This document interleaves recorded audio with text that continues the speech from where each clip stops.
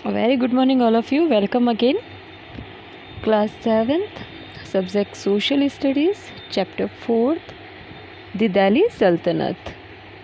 दिल्ली सल्तनत चैप्टर हम स्टार्ट कर चुके थे एंड स्लेव डायनेस्टी जो है वो स्टार्ट कर दी थी कुतुबुद्दीन ऐबक ने and Shamsuddin Iltutmish was the successor of Qutbuddin Aibak. और वो क्या करता है, नॉमिनेट करके जाता है अपनी डॉटर को। हुई शी, कौन है वो? रज़िया सुल्ताना बेगम।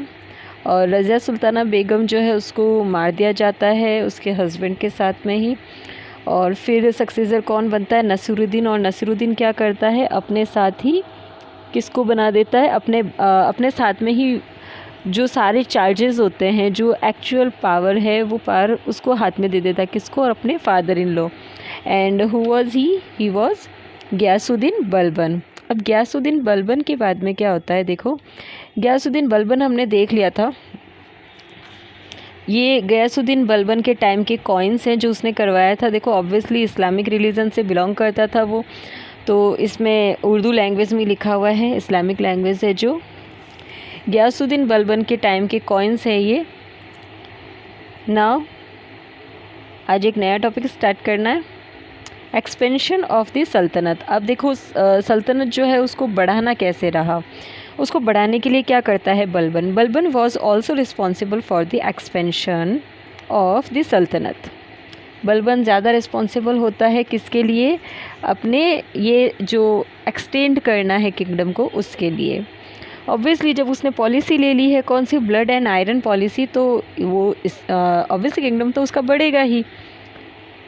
Before he came to the throne, उसके किंगडम अपने हाथ में लेने से पहले the control of these sultans was mainly confined to cities and garrison towns, settlements for soldiers.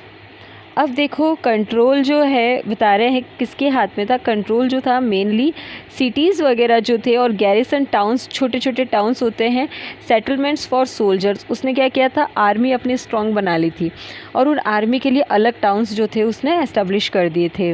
They rarely ventured into the hinterlands areas adjacent to the cities. He first tried to consolidate his control over areas around the garrison towns. अब देखो उसने धीरे धीरे क्या किया था, छोटे छोटे टाउन्स जो थे उनको जीतना शुरू कर दिया था, वो अपने कंट्रोल में लेने स्टार्ट कर दिए थे। फर्स्ट उसका जो एफर्ट था वो यही था।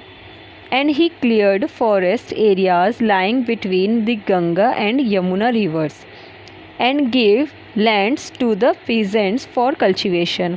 उसने क्या किया, गंगा और यमुना रिवर जो है उसके आसपास के जो फॉरेस्ट थे उन सबको क्लियर कर दिया, हटा दिया।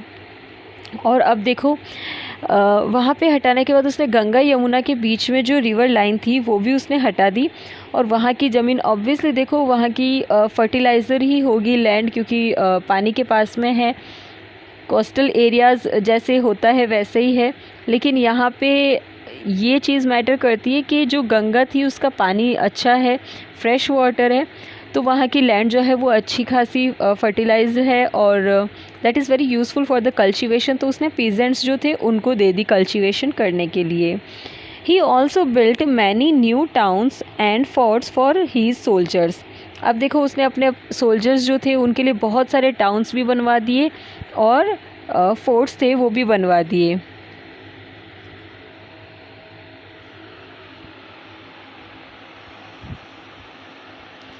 Thus he managed to extend his control over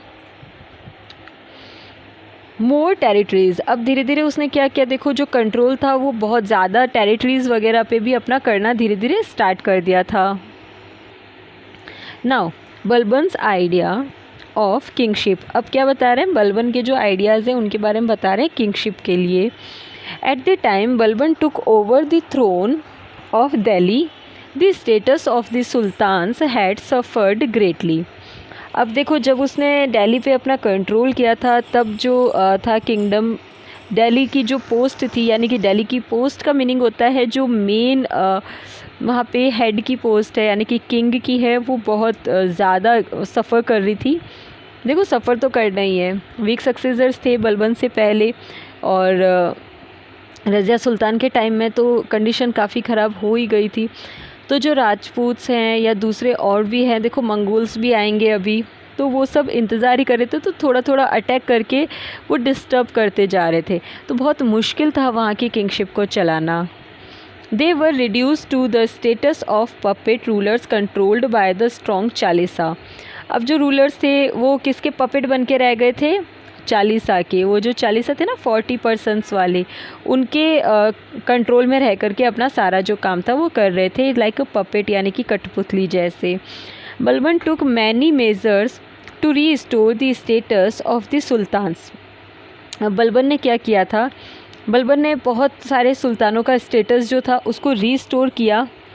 and he exercised complete control over the administration of the empire and his large army. फिर उसने क्या किया? धीरे धीरे कंट्रोल करने के बाद में सारा एम्पायर जो था उसको एक किया, और उसकी सारी यूनिटी जो थी वो एक करके, और लार्ज आर्मी, उसने ऑलरेडी आर्मी स्ट्रॉन्ग कर ही रखी थी, तो उससे कंट्रोल कर लिया और अपना एम्पायर का एडमिनिस्ट्रेशन जो था वो अपने हाथ में ले लिया। नाउ अब देखो वो एक अलग ही सिस्टम जो है वो चलाने वाला है। When in court he kept a stern and grave face at all times. He did not even allow courtiers to smile in his presence. अब उसने तो जो courtiers थे, जो दरबारी होते हैं ना, उन सारे मिनिस्टर्स वगैरह, उनको क्या कर दिया था? स्माइल करने से भी मना कर दिया था। मतलब अलाउ नहीं था, स्माइल भी नहीं कर सकते थे वो। मतलब एक तरह से तो ये डिक्टेटरशिप हो गया है ना। डिक्टेटरशिप का मीनिंग क्या हो गया?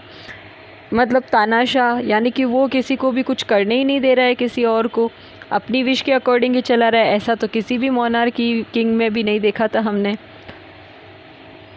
He believed in the divine status of sultans and claimed to be representatives of God on the earth. उसका ये मानना था कि लोगों को क्या करना चाहिए? अपना डेडिकेशन वैसा ही देना चाहिए जैसा वो गॉड को देते हैं, क्योंकि किंग क्या है, सुल्तान क्या होता है? रिप्रेजेंटेटिव होता है किसका? गॉड का अर्थ पे। हाँ होता है, हमने इसको माना, लेकिन इट्स नॉट अ मीन कि वो गॉड है। इवन गॉड भी आ जाए तो आपको वो एकदम ऐसा कंजस्टेड नहीं रखेंगे, आपको इतना सफोस्टिकेट करके नहीं रखेंगे। No you have to do this, you have to do that, and dominating nature नहीं होगा उनका। तो वैसी कंडीशंस जो है वो यहाँ पे थी। He even tried to emphasize this by introducing the practice of sijda and paibos at his court. अब उसने अपने कोर्ट में देखो एक नया ही कस्टम स्टार्ट कर दिया है। एक तो था सिजदा का, ठीक है। सिजदा क्या होता है? सिजदा का मीनिंग देखो, practice of prostrating before the sultans. अब सुल्तान से पहले क्या करना है आपको? उनको ये ठीक है, सिजदा करने का मतलब हो गया सलाम करना, यानी कि उनको आप जैसे हम गॉड के आगे झुकते हैं वैसे उसके आगे झुकना पड़ेगा। And पाइबोज also. पाइबोज का मीनिंग होता है practice of kissing the sultans feet. अब पाइबोज का मीनिंग होता है जो राजा है ना उसके पैरों को आपको किस करना पड़ेगा। ये भी कोई बात होती है? मतलब आप कोई गॉड हो तो समझ में भी आता है कि हम गॉड के आगे झुकें, प्रेयर करें। एक इंसानी तो है वो भी, doesn't matter he is king, क्या फ़र्क पड़ता है उससे कि वो किंग है, लेकिन उसके सामने सिजदा करना है, उसके सामने पाइबोस करना है, मतलब आपको ये चीज़ करनी पड़ेगी। देखो पहले ऐसा होता था, बहुत सफ़र किया है हमारे अर्लियर जो जनरेशन्स होती थी उन्होंने। And all nobles and visitors had to prostrate before the sultan. सबको करना पड़ता था, चाहे नॉबल्स यानी कि कितने भी रिच पर्सन्स होंगे या कितने भी विजिटर्स होंगे, सबको ये चीज़ करनी पड़ती थी। सुल्तान के सामने सिजदा करना पड़ता था और किस करना पड़ता था? उसके पैरों को। गयासुद्दीन डाइड, आखिरकार उसकी डेथ हो ही गई। ऐसा गॉड बना कि उसकी डेथ हो गई, जबकि गॉड कभी डेथ नहीं होती गॉड की। Ghiyasuddin died in 1287 anno domini. After his death the slave dynasty swiftly declined, paving the way for the Khalji dynasty. बहुत स्मूथली जो है डेक्लाइन हो रही है। कौन? स्लेव डायनेस्टी ख़त्म हो रही है गयासुद्दीन बलबन के साथ ही, क्योंकि अब कोई रह ही नहीं रहा है उसके किंगडम में, कोई बचा ही नहीं है उसका हेयर। तो अब धीरे धीरे खलजी डायनेस्टी जो है वो अपना जगह जो है वो बनाने वाली है। आप देखना, देखो खलजी डायनेस्टी अलग चीज़ होती है और खिलजी डायनेस्टी अलग चीज़ होती है। अगर आप ऐसा सोच रहे हो तो ये गलत है, दोनों का मीनिंग यही है। कुछ लोग इसको खलजी भी बोलते हैं और कुछ खिलजी भी बोलते हैं। नाउ ये देखो टॉम्ब ऑफ गयासुद्दीन बलबन, ये गयासुद्दीन बलबन की टॉम्ब है, वहाँ पे रखा है इस नालायक को जो अपने पैरों को किस करने के लिए बोलता था। ठीक है, पता नहीं क्यों रखा है उसे संभाल के इतना, ताकि जनरेशन्स को पता चले कि आखिरकार मरना तो सबको है, ये that is the natural and universal truth.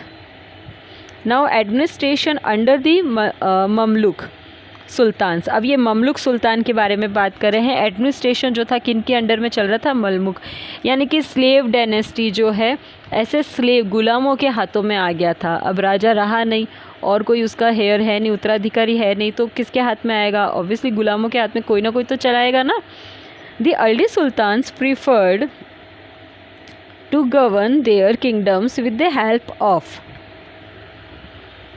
Help of slaves rather than nobles और सामंताज।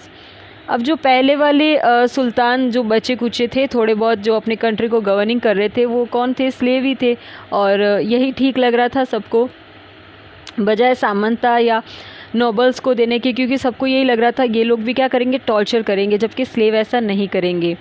दे felt that as the slaves were dependent on the sultans. Slave जो है किस पे डिपेंडेंट थे? सुल्तान पे।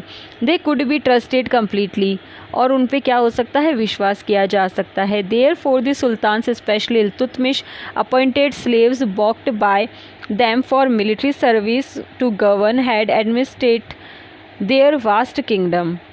अब अपने इतने बड़े किंगडम को चलाने के लिए इल्तुतमिश ने पहले से ही ऐसे, मैंने आपको बताया था, 40 अपॉइंट कर रखी थी, और भी बहुत सारे स्लेव जो थे उनको इतना ट्रेंड कर दिया गया था कि in the absence of king, अगर किंग नहीं है मतलब सुल्तान नहीं है, तो उसके अब्सेंस में भी वो क्या कर सकते हैं? किंगडम को अच्छे से गवर्न करने का काम कर सकते हैं।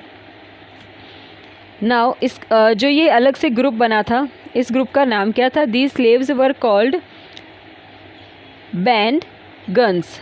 इसको बंदा गन्स भी बोल सकते हैं आप, यानी कि बहुत सारे लोगों का जो एक ग्रुप है, जैसे 40 बना था वैसे ही इन्होंने एक और ग्रुप बनाया था। इससे एक चीज़ पता चलती है that Iltutmish really he was very wise person. उसको पता था, इतना इंटेलिजेंट था वो, उसे ये चीज़ मालूम थी कि आने वाले टाइम में ऐसी कंडीशंस हो सकती है।